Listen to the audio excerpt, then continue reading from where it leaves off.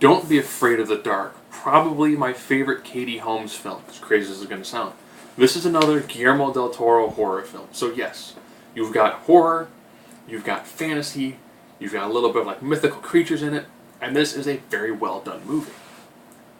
I'll be honest, I still think he could do Guillermo Del Toro presents The Phone Book, and it would probably be a riveting movie that'd be done beautifully well. Marvel, if you're listening to me, get this guy to work on Doctor Strange. So of course it begins with the background.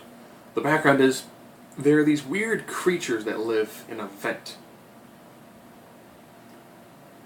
And it's hard to figure out what they want until you see the guy who owns the home pretty much brutally kill one of his well, I guess, maid, for better terminology, and then begins to feed her teeth to these small creatures. Jump forward a couple of decades, and now Guy Pearce and Katie Holmes are buying this house and doing the renovations on it. And of course they have a little daughter.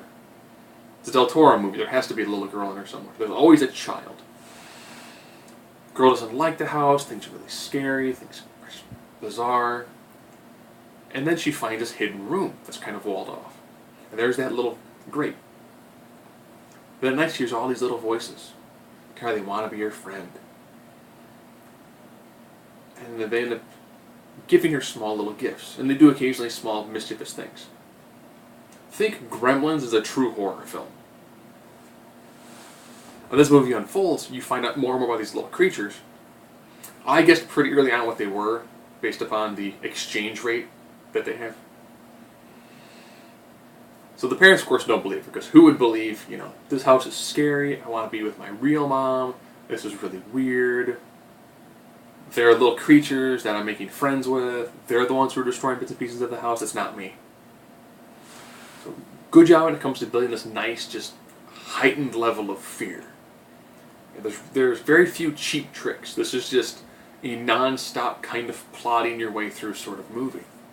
Done beautifully well. If you're a fan of Del Toro's other horror films, like The Orphanage, this is an absolutely fantastic film to see. Good job when it comes to the build-up. The creatures are very unique. I will say when they finally show them towards the end, it's not what I actually really expected, but they work beautiful given the way the scenes were played out and the way that the movie's done.